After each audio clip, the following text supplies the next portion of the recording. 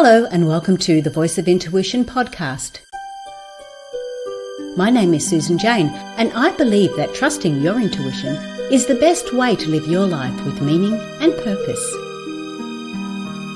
Each week you will hear about how you can connect, develop and trust your intuition through the wonderful array of guests we have on the show and my own personal experiences. Join me to understand how your intuition can guide you towards a life full of meaning and loving purpose.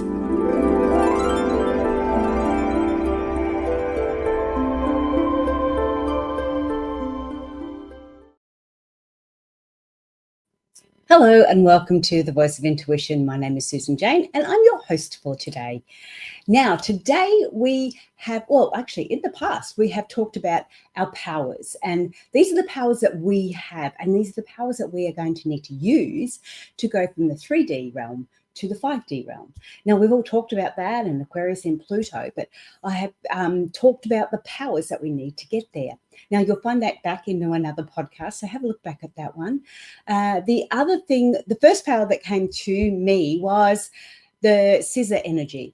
Now, scissor energy was all about leveraging, as in the scissor lift. So it helps us leverage up through the stages. And the other aspect of it was the cutting aspect. Now, last week or last podcast, we talked about the cutting side of it, how to sever those ties that are holding you down. This week, we talk about restricting them, and we talk about restricting these ties or restricting this energy ties by using positive boundaries. And boundaries can often be quite challenging to put into place. How I have structured this podcast and the blog, you can read it on the blog too, how I've structured this is in a manner that is conducive to how we receive our intuitive messages. Now, I've done it this way because if you receive your intuitive messages in a physical manner, and that's your strongest way, then a stronger physical type boundary is probably better for you. If you are more on the emotional side of things, on the emotional scale, an emotional boundary is probably better for you. But with our intuitive natures, and you can get a quiz on my website, intuitivenature.com.au. There's a free quiz there so you can work out what your strongest intuitive nature is. And then when you get this understanding of your strongest intuitive nature, then you can get an understanding of what barrier or what boundary to put in first, okay? What is probably your strongest point at this moment. Now, in saying that, I have used a lot of the boundaries, and sometimes I've used a few of them at once, more than one, especially when there's a situation there that you're a little bit concerned about. But anyway, I'm going to go into that a little bit more. But the idea of the boundaries is more about sort of not having to actually cut those ties. Now, this is especially designed for people that you love, really. It's designed for family members that you have to put up with sometimes. It's designed for that sort of side of it. It's like, if you can imagine, you've got a great big tree and you've cut off some of those ties, or you've cut the tree down, you've got rid of some of those connections that you've had to you. Well, this one's more about still having the tree, but pruning it instead. Okay, so we just getting rid of some of those negative areas that we don't want and keeping that positive aspect. So really good for workmates, for work colleagues, like I said, for family, for ex-partners that you still have to deal with. You still have to meet for family weddings and different things like that, or meet because you're changing hands with the kids are having a stay over with somebody. It's all those sort of areas there. Especially, sometimes we have our children will have partners that we may not see eye to eye with, and it helps you then put those boundaries in place to help you with that sort of side to it, so you can still take on the positive aspects of them, but help control those negative ones, the ones that are sparking those little triggers in you. So, in saying that, so you now know what's beneficial for you by putting in these boundaries. As an empath, I had a lot of problems with the emotional boundaries. I would be, especially in my ex relationship, I would be emotionally manipulated quite often. Often happens when you've got an empath with a narcissist, and we do tend to attract each other when we're learning. Once we've learned, we usually are a lot better at that. But yeah, I would get emotionally manipulated quite quickly, quite easily, and it wasn't feeling right. So these are the sort of times where you go, hang on, I need to put a boundary in there, because I don't want to sever this tie. I don't want to just walk out. I want to create these boundaries. I experienced a lot of these 4 types. I'm putting these 4 types in.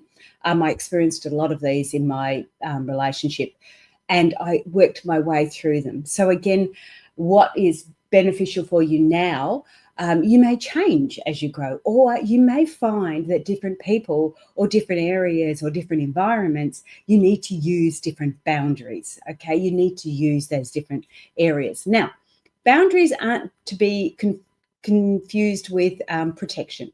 Protection we will talk about in the next podcast. So that's quite a little bit different. So this is more about the boundaries, trying to put these boundaries in. So I'm going to go through the 4 boundaries to help you. I've got my little notes here. I'm going to go through the 4 boundaries to help you. Now, boundaries are not like walls. They're not like a particular barrier. They're not necessarily like, they can be flexible and they can be firm. So they can move and they can, you can twist, you can change boundaries. They're not so much as a physical aspect of something there to stop you. It's more about this spiritual aspect where we've got this ability to adjust them and move them. Now, the thing is with boundaries, we can let some people go through boundaries. I know in my situation now, I'm in a relationship. I've been in a relationship with my partner for quite a number of years. Now, he's got 3 kids. I've got 3 kids. And it's really strange because when I have my kids visiting, I'm fine with that. When his kids are visiting, I sometimes struggle with that. I can handle, stuff for a little while, but then I need my space. And same with my kids. I enjoy them being there, but then I need my space as well. Something that's really important to me is having my space. So boundaries there can be slightly different. I can handle a bit more time maybe with my children than with his children. His children have been raised. Nothing wrong with his children. They're great. They're really lovely young adults. But it's all about that understanding of how they have been raised and how I've raised mine and how different it is. So these boundaries aren't set in stone. They're not in concrete. They're not fixed. They can be moved. They can be flexible. They can be changed. They can be adjusted. But they also can be crossed, and you will feel that when they're crossed. Okay? So where you may have a brick wall, which is, a brick wide and so tall, with a boundary, it could be a couple of kilometers wide or a couple of miles wide, and we can be flexing in that boundary somewhere. And then it's like, okay, no, you've gone too far and you've just stepped over it. So there's those areas there. Sometimes when you're in a group situation where you're having jokes, that there's jokes there, and people are telling jokes and laughing and enjoying that banter. But somebody may say something that just takes it a little bit too far. And it's like, oh, you've crossed that boundary. And that's where we have a look at it. So with jokes, I can take a lot of jokes. There's a lot of jokes about women. I mean, it's quite funny to watch some of them. Then there's other ones that are quite derogatory, and it's not nice to watch them. So it is a lot about how that boundary is for you, and it's not the same for everybody. So just be mindful of that. And again, they're very, very flexible, so we can adjust them to suit us. So the first boundary I want to talk about is more of the physical type boundaries. Now, I'm saying a physical boundary, but it's more for those people that receive their intuitive messages in a physical manner. Okay. And remember, we are all intuitive. Okay. We've all got the ability to be intuitive as part of human nature. And that's why I call it our intuitive natures. All right. So this is more for those who like that physical aspect of that, receiving those images or the messages, intuitive messages physically. One of the things I sort of go, well, we just don't go there. If it's a physical aspect and you're having trouble, it could be a place where you just don't go there. Okay, you just don't go there. There was my example was in a physical type barrier, not that it was a barrier, but a physical type boundary, I should say. Was if I knew where my ex-husband was likely to be, I wouldn't go there. You know, if I didn't have to go there, I wouldn't go there. So there was things that he did in a regular basis, you know, and I had the opportunity to go there if I wanted to, or not go there. And if I could do it another way, I would do it another way. So those were sort of, that's a type of physical boundary where I kept myself physically away from that aspect. Another type of physical boundary is things like a piece of jewelry or a piece of jewelry. Say you're wearing a bracelet or a necklace or something. That can be classed as a physical boundary. And one of those areas that you look at and you go, oh, okay, I've got to remember not to do that, or I've got to put that boundary up. And it's a physical reminder to check your mindset. It's a physical reminder to check your emotion. So it's that physical aspect. And you can see by having something like that, you can see how you can use a couple of different boundaries to help you through the day. A physical boundary could be a stopwatch, a timer. Okay, that's enough. Had enough time. Time's out. One of those sort of areas when I start doing readings, when I start doing my life coaching or the counselling, I have to have some sort of a timer there. When I'm doing readings down at Coolangatta, down at the store, I have to have somebody there timing me because I lose track of time and I need to have that physical boundary. I need to have that physical reminder that that's the time. You know, people may want to go, people may want to stay, but that's the time frame. It gives me that understanding. So it's a real physical barrier. Sorry, a boundary for me. I'm going to get over the barrier word. Physical boundary for me. And again, I could have the bell ring and I can still talk if I want to. I can still keep going because that boundary is flexible and I can stop when I feel it's time to stop. So we can put these visual anchors for restriction or these physical boundaries in to help us go, you know, okay, that's enough of that. I've done that. I'm there, you know. Another example for me was, no, that's probably my example. My main example was with my ex-husband, not going to any places that I knew that he would be at that particular time. And that was during the early parts of the relationship breakup. Like there was times there when, excuse me, when I needed to be there, like a family gathering, when we were all there. And so I would set different boundaries. Actually, I'd set more protection up than boundaries. So yeah, that was in the early stages of the relationship breakdown. It's because I just could not go there. I knew I could be easily manipulated, so I couldn't go there. And that was my safe space, and that was my physical boundary. Oh, the other thing I do too is I keep a crystal. That my beautiful crystal. I keep a beautiful smoky quartz crystal near my computer, and that's a type of boundary for me. So that's a protection sort of a type of boundary for me. So I feel like those negative energies from the computer isn't getting me. So that's another type of boundary. And it's just a reminder. It's right near my abundance card, and it's a reminder of, oh, abundance, you know, we've got that there. Another boundary. Let's open that up. The next part I want to look at is for those emotional people, and I don't mean that in a bad way, the ones that receive their intuitive information emotionally. That's what, and I used to get a lot of this. It was that feeling. You get that feeling. You walk into a room and you go, oh, something's going on here. That's getting that emotional aspect of those intuitive messages. Now, we can receive intuitive messages all three ways: physical, emotional, mental, and spiritually. We can get them all three ways, all four ways. But we often have a stronger one. And we'll often cycle through those stronger ones too. So, at one stage there, emotional, intuitive messages were very, very strong for me. In fact, they got very overpowering sometimes. And And I had to really work on them. Was it my emotions or was it theirs? Things like that. But anyway, that's on the website, intuitivenature.com.au.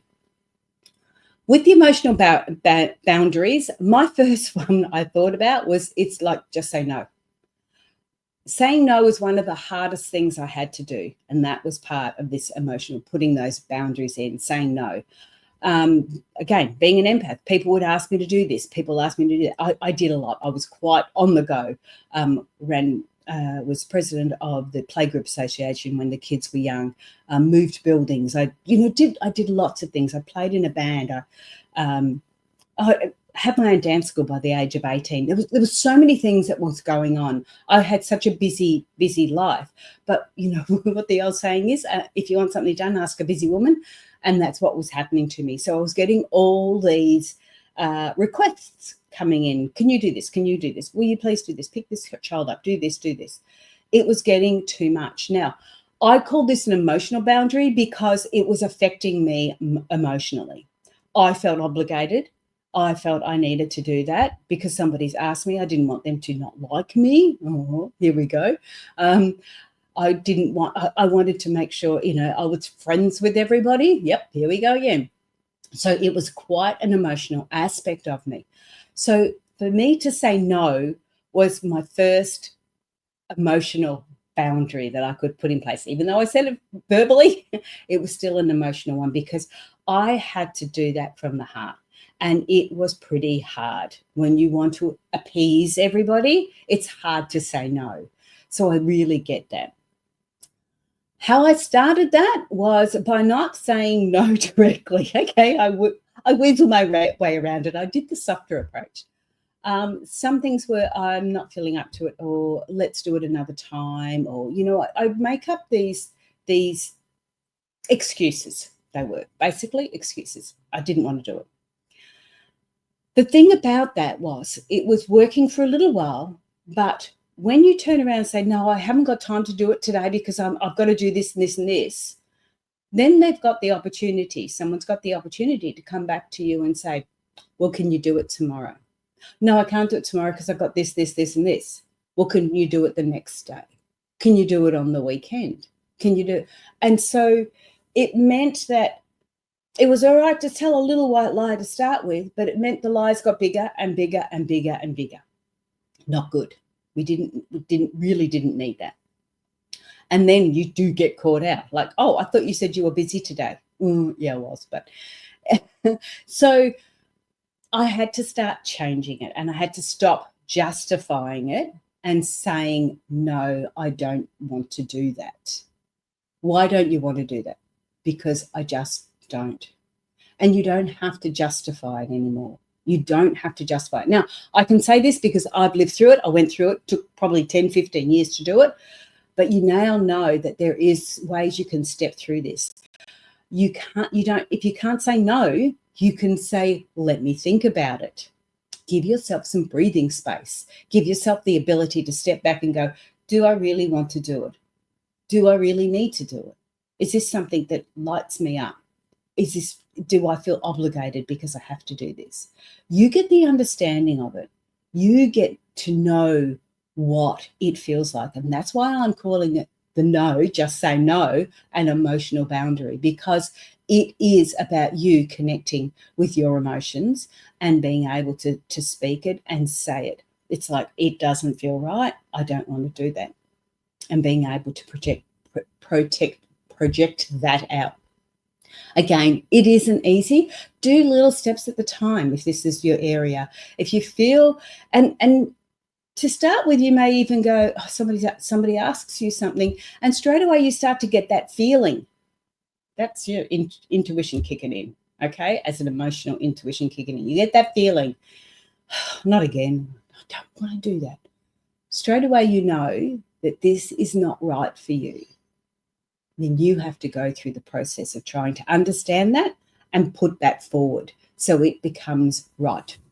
Whether you change it around, whether you adjust it, or whether you just say no, that is up to you. That's your emotional boundary that you need to put in place. Okay? Sometimes I'll say, I'm not feeling up to it today. Let's talk another time. there's other ways that we can get through it. We don't have to always be doing what somebody else wants you to do.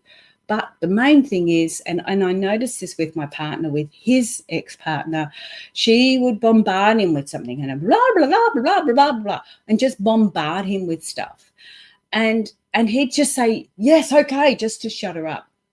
That's when I said, no, what you do is say, let me think about it. And then you have that space, you create that space so you can think about it. Really, really important. And that way of doing it is also good for the next one, which is about the mental boundaries. Okay, mental boundaries, you can do the same sort of thing. And his was probably more of a mental boundary, but she tried to make it emotional by bombarding him. So a mental boundary is the same, although I look at thinking smart for your mental boundaries. Now, it's because we're thinking about it.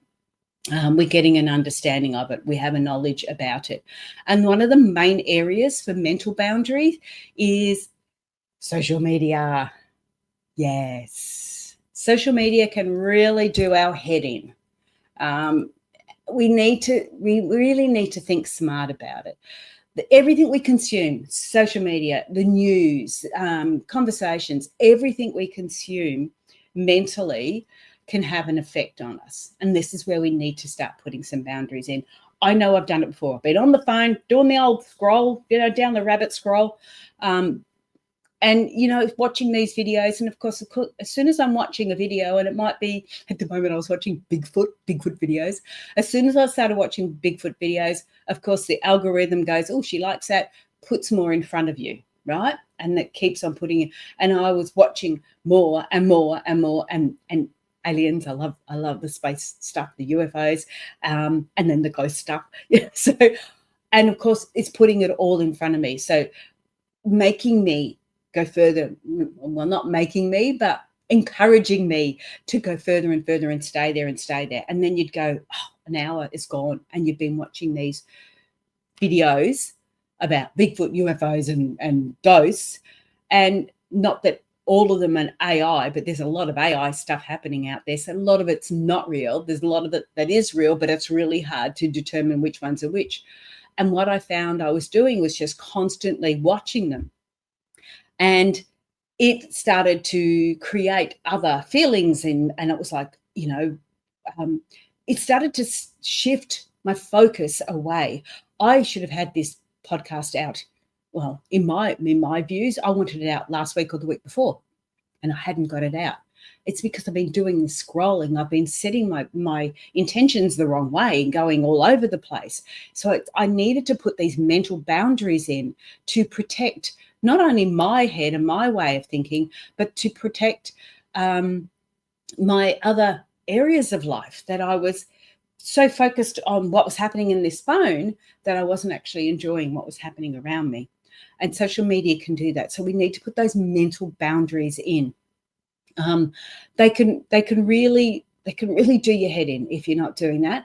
And the other aspect is we start to look at the social media, and I go with the social media because it seems to be, the news is bad, but the social media, I feel, can be worse in some ways because it's in your face all the time. And even the news is on there.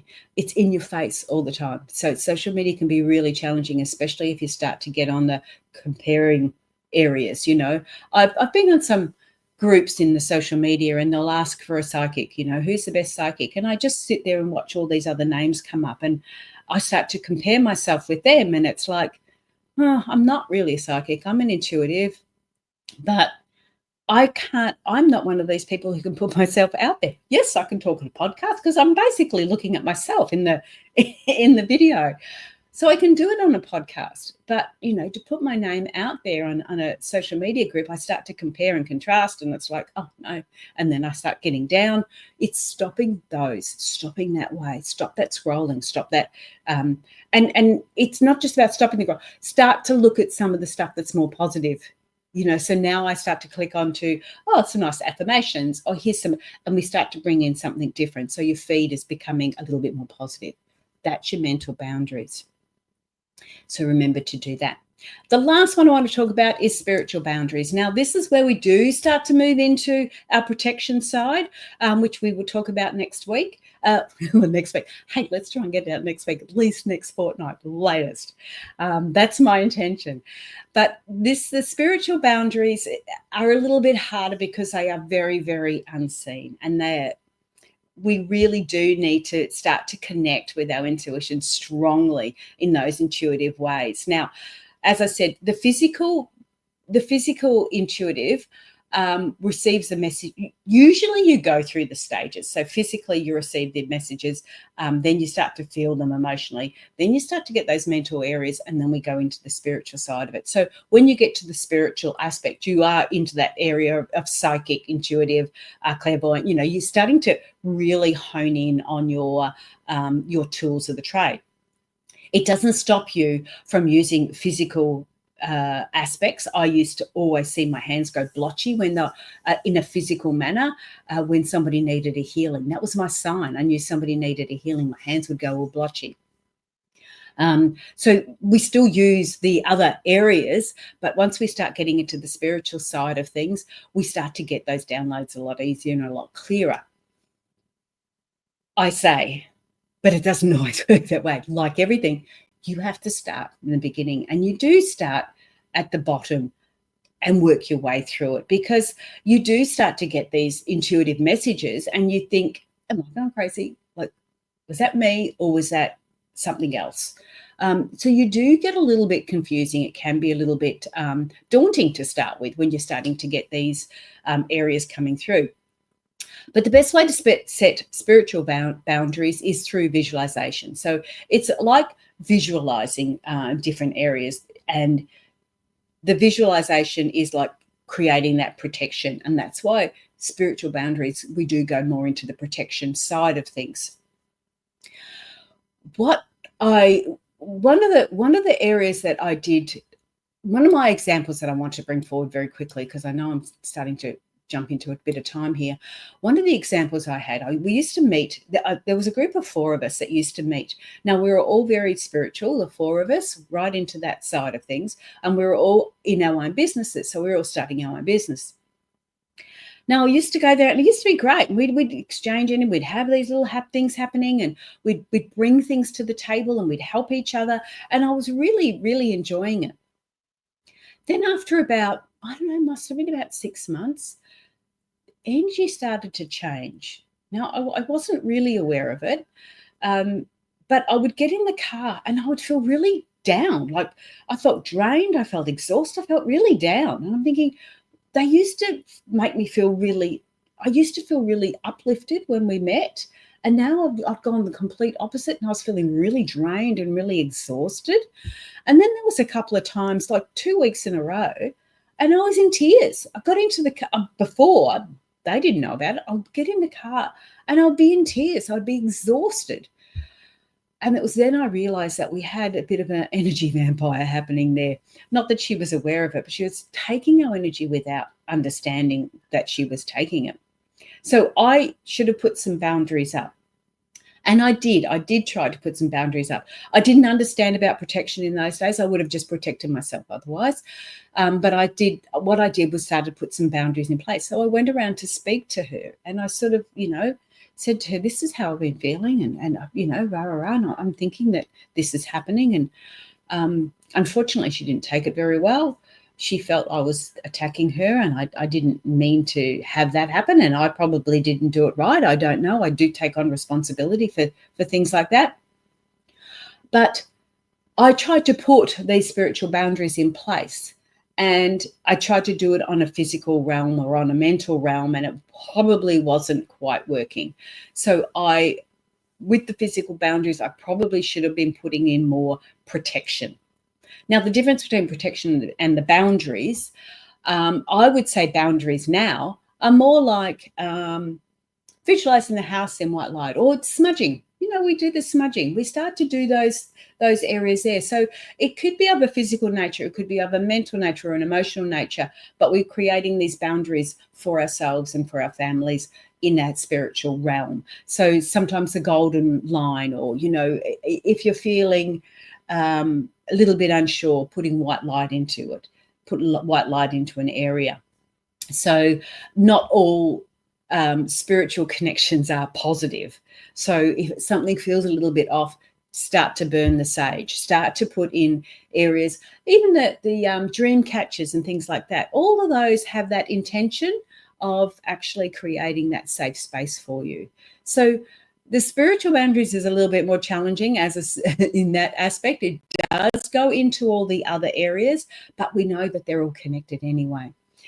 So just understand, if you're feeling very drained and very exhausted after being with somebody, then it's time to have a look at putting some spiritual boundaries in place. It's starting to look at putting, say, a golden line in a golden glow, a line in front of you, just to do that bit of a boundary and sort of go, okay, if they say something like that or do something like that.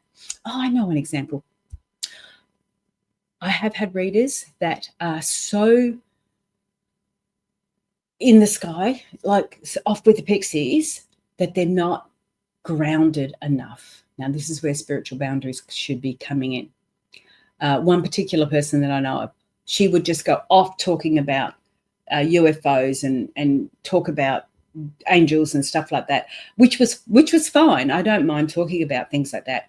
But the stuff that she was saying was so unrealistic and so generic and hard to achieve that it wasn't grounded enough. And that's where you put your spiritual boundaries in. If somebody's turned around and said to you, oh, you just need to be, you just need to be more full of love and just send love. It's like, it needs to be a little bit more grounded in that, because if you're being attacked or if you're being abused or anything like that, you can't just send love. You've got to be a little bit more grounded and really get into that understanding of it. So people that are getting a little bit airy-fairy, that is where you sort of go, hang on. We need to ground that. That's the boundary we need to put in place. Ground that and get an understanding of it. So there's lots of little areas like that. So in restricting energy, you will actually create those, you cut those, sorry, not restrict any. When you're cutting energy, you restrict those ties, you cut those ties, they've gone, you leave them go, they will still join, you still need to keep cutting them for a little while. But when you're restricting energy, it's about being able to still connect with somebody, but not have to take on that negative energy from them. So you don't feel drained, you don't feel exhausted. That is all about our restricting. I'm running out of time. So just to be really mindful of that. The next podcast will be all about protecting your energy. So that'll help you if you are stuck with the spiritual boundaries. Protecting your energy will be a lot more into that side of it. Again, I will go through those 4 areas in it too, because there's 4 main areas I look at in that context, because it helps you connect with it. That feels right for me, I'm going to do that. Or those 2, I'll do those 2. So yeah, we'll go into it that way again. But that is all from us today, from me today. Have a great day. If you want to have a look at the podcast, or the blogs, it is on my website. And, of course, the little quiz is on my website. So intuitivenature.com.au. It is an Australian business. I am Susan Jane, and I will say bye for now. See you guys.